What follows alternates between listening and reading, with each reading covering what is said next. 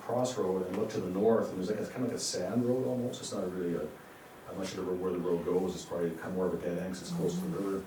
And at the bottom of this road, there's this St. Philip's Anglican Church. And it looks fairly old. Maybe it hasn't been used, but we did see a wedding going on there one time. It was probably 15 years ago now, but it actually still was being used. A mix of old and newer headstones. Really new.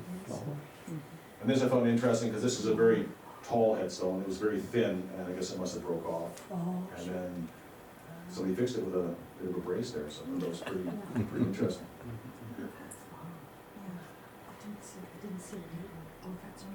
Now, this is interesting. We found this, it's south of the sea here now. It's in the arm of St. Louis, and it's between St. Louis and Crystal Springs.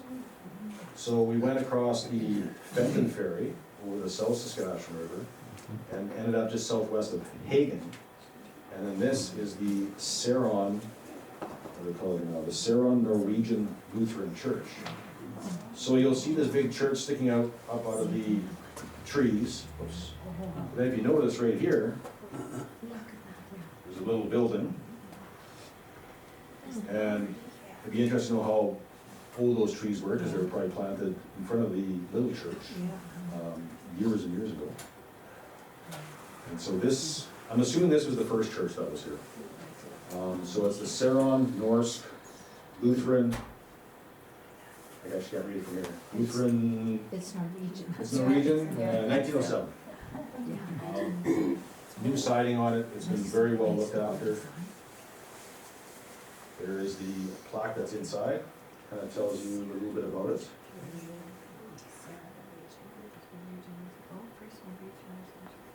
Long there, so you don't take a look at it. The first Norwegian Lutheran church in Saskatchewan.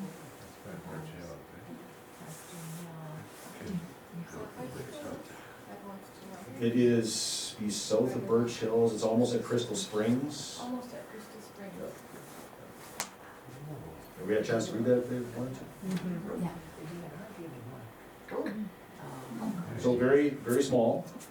I could imagine it being freezing cold in here in January, Sunday in January, but once you got that wood stove going, I'm sure it would be quite toasty. Is this church quite close to Red Deer Hill? No, this would be, yeah, this is almost, it's east of St. Louis and the south of Birch Hills. And still in use weekly, I believe. Eh? I would assume so. Yeah. From the way it looks, I'm not sure about the small one I here. think I know some people that actually attend this Oh, church. interesting. Yeah, Okay. Yeah, so this is the inside of the small one. There's the old organ. And the nice thing is that you go in there and you look, if people have been in there, they've respected it. There's been no damage, nothing like that. So then this is the larger church, which I'm assuming is still being used now. And it's got a very large cemetery. That's looking back towards the smaller church. We found the best times to go, if you're looking for churches, especially, the best time is in the fall when there's less leaves on the trees, because you can really see the steeples sticking out of the trees and see what's in the trees a lot easier. Like this one's out in the open, but especially when you're north of the North Saskatchewan River, it's a lot easier to see what's around you. And that's the front of the church. My little bit that I know about churches, you can tell that's like a Lutheran church is by the steeple, the way the roof line is on the steeple. This is very similar. This is the, I'm going to change my paper. So this is the Bon Madon, if I'm saying that correctly, Roman Catholic Church, and it's east of Waka. If you pass Waka on Highway 40 heading east and about 2 miles east of that, of Waka, you can turn north and you take a grid road up towards Tway. And you're kind of on a bit of a hill, and looking in the trees, you see this massive church sticking up out of the trees. And again, that's how we found it. And I believe this one is still being used as well as the Bon Madon Church, built in 1919. Great. Yeah, isn't that something? I don't think I've seen that in any church before, having just like chairs as your pews, but I mean, it was big, like the pictures really don't do it justice because it was huge, but I'm sure their congregation is or was quite large. And again, the church was open, but it was well respected, there was no damage or anything to it. Did you find any of the churches have guest books? Yes, yes they do. Which is interesting too, because that way, not only can the people that, from the congregation can look back and see who was there, but even when you go in there, you can see who was there. Sometimes it's interesting looking at those guest books, you get people from all over the world that all visit. That's the front of the church. Lots of wood. The old organ. I was trying to figure out where the organ was, so I don't know if it's right behind here, maybe, I don't know. Yeah, I'm not sure where it would be in that picture, but you found it in there somewhere. It's up. Oh, it's elevated. upstairs. Oh, is it? At the back of the church, maybe at the Oh, okay. elevated, upstairs. Right, that's true too. because you can see the window there below. Ah, yes, okay. Have they played one like that? I have. Oh, I took music lessons on it. really? So I Gary, is that the place where all the chairs are bolted together? I don't know if they're bolted together, they might have been, because we haven't seen many churches with chairs, but they could have been bolted together like a pew. No, she said she played. No, but I had an organ. Oh. Because, pianos cost money. And people wanted to get rid of their organ, so we had one. Now, this is like a little aside here, but a guy I used to previously work with, he played the organ in the old Presbyterian church downtown where their library. I don't know if you've been in there and seen that church, but it was quite amazing, the size of that. And what amazed me the most, and I didn't even know he was a musical guy, and here he is, he's playing this organ in this church. So we went to a service one time and listened to him play, it was really, really something. Yeah, the organ in the old St. Paul's is a Cassavet, also a Cassavet organ in St. Owen's Cathedral. Oh, okay, interesting. So I don't know how old this would be, I mean, it's Talking about St. Paul's probably fairly old. particularly. Did they even just leave them in there?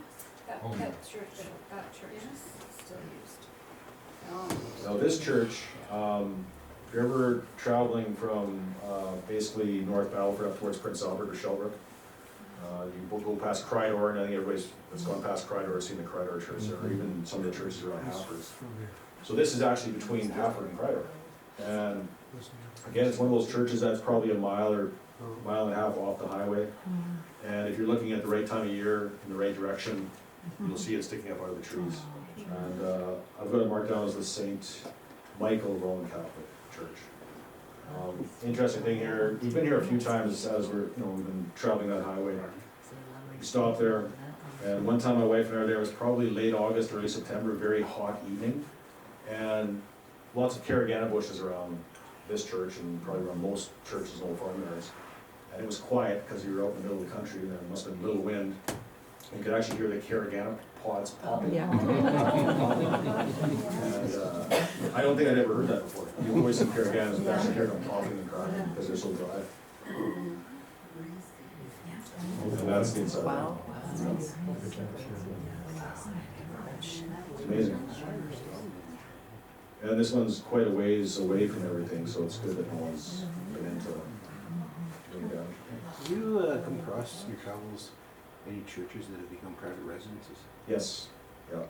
There's one, I can't remember exactly where it was, south of PA. It looked like whether it was a residence or somebody's using it for maybe storage, but it was privately owned, you could tell.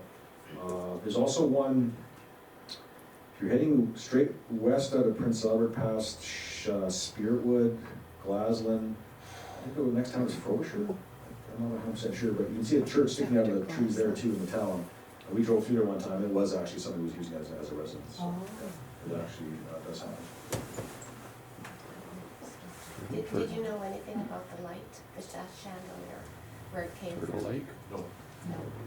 And I believe these ones, and again, correct me if I'm wrong, I believe these were probably maybe candles, I think they could lower those. Yeah. to light the candles and they could raise them back up. Because I know there's one picture we had from that very first church where one time the chandelier was near the ground, the other time it was Yeah. on the top, so you could Yeah. raise it and lower it to light candles. Now this, we've actually only gone by this church once, but this is the Fish Creek, the Immaculate Conception Roman Catholic Church in Fish Creek. So it's basically straight east from Rosthern and south of Batoche on the, I guess, the east side of the South Saskatchewan River. And I had some history about it, how they built the church here, it burned down, they built another one, it burned down, and they built this one. And it stood the test of time. So this one was built in 1920, and then it closed as a church in 1957. And this one you can see from a long ways away. Now, there are a bunch of like caravannas getting around it, and you see the next picture, like it's there's no trespassing signs, which I mean, you have to respect, of course, and we just took pictures from a distance.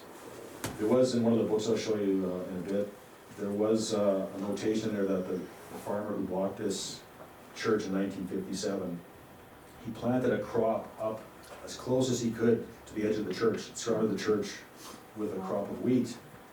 And I guess his saying or his quote was, I'm paraphrasing a bit, but there might be people who don't respect an old building, but there's people that will still respect a crop of wheat. So basically what he's saying is that I'll plant crops close as I can around it, people will stay off of it, stay out of this old church, because they're not people that will walk through it. Was that a Catholic church? Yes, yeah. Would it be used by the Métis people around? No, I don't know. I don't Yes, know. it was. Was? Yes. Because there's the Church of Batoche as well, and this is a couple miles south. There's a cemetery also on the other side of the grid road, maybe half a mile from the church that belongs to this one. I don't have a picture of the cemetery. But it's amazing to me how, like, I mean, there's no paint left on this church, but it's still going strong. I haven't been by there in a while, but it's still looking pretty straight to me, this picture. Now, this is the Horse Lake Mennonite Church, so it is north of Duck Lake. We're on a little drive, went through Shellbrook and south of Shellbrook, and ended up crossing the Wingard Ferry south of Shellbrook to get back onto the, is that the North Saskatchewan? No, the south, must be the north. And so this is a few miles north of Duck Lake, so it's the Horse Lake Mennonite Church. I'm assuming there's a lake around there, maybe, Horse Lake? Of course, built in 1910, and it's been well looked after as well. I apologize for the blurry picture. I didn't notice until I was going through these last minutes. Oh, this one's really blurry. But as you can see, it's still used. And beautiful stained glass.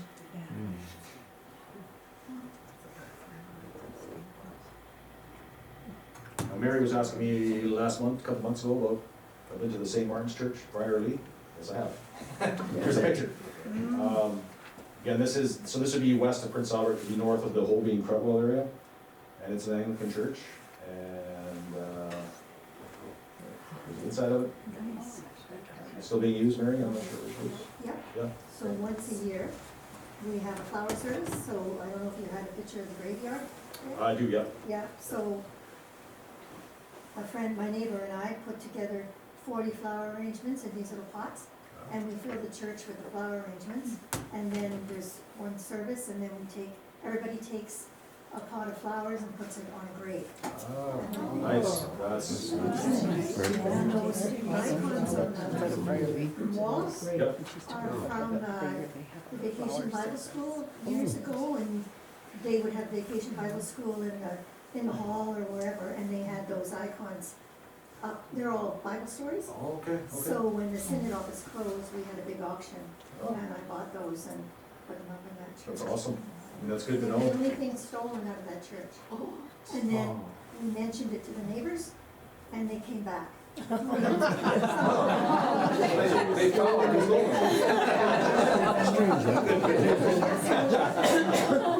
That's a Saskatchewan story.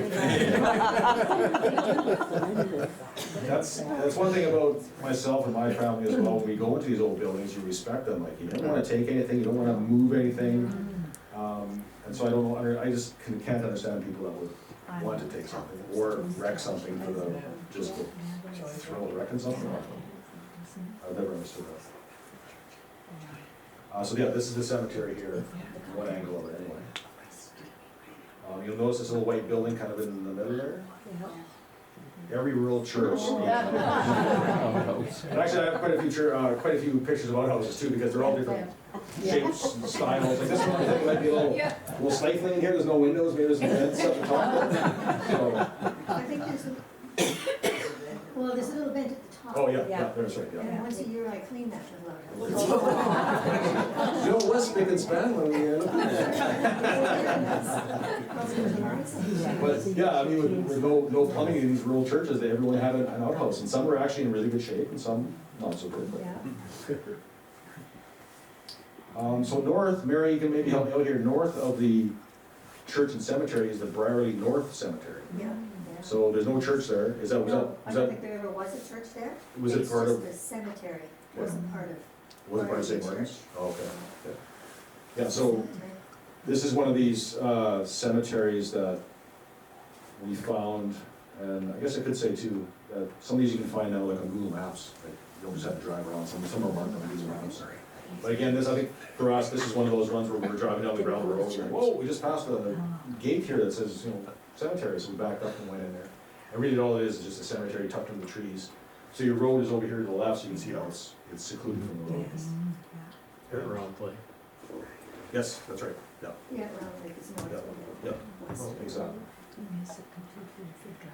And that's the That's cemetery. exactly west of there. Oh, yeah? North and exactly west of the cemetery, and the next grid road. Oh, okay, that's good. So, I don't know if anybody knows, I know there's a lot of cemeteries that used to have these type of graves. I don't know if that was just the style back then, was it 1960s. the sixties, that was kind of the thing to do? They're kind of, some of them are plastic, Mhm. over time they kind of degrade. Right. You got Cave in, those so- figures that they're stone, they stand on them and then they're Oh. going for a ride. Right. There was one, my mom grew up in the bigger Rosetown area, so much of her family is buried in the bigger cemetery. There's actually, I'm not sure when they were built, there's a few cemetery plots that are actually quite well done. There's one that had like a little, probably a foot high concrete posts with either chain between them or like a metal bar, like a little gate and stuff. That's pretty good. Yeah, and now, if you look at a lot of the headstones, a lot of the headstones from back in these, from 100 years ago, 80 years ago, a lot of them were just like a concrete slab, and while the concrete was wet, you kind of carved the person's name in there. And now you look at some of the headstones, and it's absolutely beautiful what they can do with, etching into a piece of granite. I find that quite interesting, because not only is it a name on a headstone, now they put pictures, they put, whether the person was like, you can tell if they were a farmer or if, like to fish, because they can add that all to a headstone. So this will be like the last church I have in my collection here for this demonstration anyway, but this is in the same area. I think this is north, just a little northwest of, yeah, it's Sturgeon Valley, that's right. So the Holy Trinity Church, and I think that one is Anglican as well. Surprise, surprise, yeah. It's a heritage church. Okay. And And- underneath the white is logs. Oh, okay. Could you, they probably had it locked up. No, I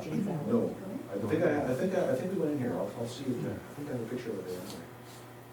So it's nice too when they have a little description of maybe both the church, the cemetery, the area. My wife and I and my in-laws did find one time, and there's a cemetery kind of in the middle of nowhere, I don't know how we found it, and there's a little plaque like that, and it said how so-and-so, the church stood here until whatever year it was, until it met its demise. That's a different way of putting it. I'm not sure what happened there, but yeah, it met its demise. So this is, the Holy Trinity Church. I don't know if anybody wants to read that or anything, but just kind of talks a little bit about that. Everybody's good? There you go. That's the inside of the house. So, I mean, man, whoever built that's some pretty good woodwork. And there were services there up until, Shelburne didn't have a minister anymore, so they just had part-time ministers, so the last service there was probably 4 or 5 years ago, and they had a big celebration in a big tent, because it was over 100 years. Wow. for the- Yeah, it's amazing. Like, I mean, one like that, it's so well preserved and well looked after. Again, no one going in there and wrecking it. And so all the graveyards in that area, and probably all over, every summer the inmates from the pen come and they cut the grass in all those cemeteries Oh, for really? free, except we bring them lunch. Ah, So they Perfect, call and say, perfect. okay, we're coming out, so they cut in the Briarly Cemetery and this cemetery and that Briarly North Right. Cemetery, and then we meet them at noon at Oh. wherever they are and give them lunch. that's great. Yeah, I know one time my wife and I were driving with her son down very southwestern part of Saskatchewan, down Shaunavon, Assiniboia, Rockland, down in that area. Of course, not knowing where we're going, we just went for a drive. That's what we like to do. We came across, we stopped, hey, there's a cemetery. It was kind of up in some Caraganas, of course. It's very overgrown. Walked around there, and as we're walking, because we're up on a hill now where the cemetery was, as we're walking back towards my truck, we look across the grid road. Well, there's another cemetery. Because you can see a headstone just sticking out of this tall grass. So we walked over there. There's no signs, we don't know who they belong to. There's a few headstones in that cemetery, and as we're walking back to the truck, we look across Kitty Corner, there's another cemetery. So 3 cemeteries to go, 4 corners, I guess, and 3 head cemeteries. So it's actually quite interesting. So if anybody has interest in that, just drive around and see what you can find. Like I said, now you can, if you look on Google Maps, anybody that's computer literate, you go on Google Maps, and there's a lot of cemeteries marked as well. Sometimes the location is off a little bit, but really if you zoom in, if you think that, hey, that looks like a cemetery or a church, if you zoom in, because they have some pretty good resolution on these Google Maps now. A lot of times, depending on the time of day the picture was taken, the satellite picture, you can see the shadow. And you can see, oh, that's a church, because you can see the big steeple and the cross even on the top. Or you can also see, back to those 1960s cemeteries with the plots that have the covering over them. And those show up really good on a satellite photo. So let me turn the lights on. lights? Yeah, we'll just turn the lights on now. Does anybody else have any questions? Do you know how many of those churches might have been used as a school? No idea.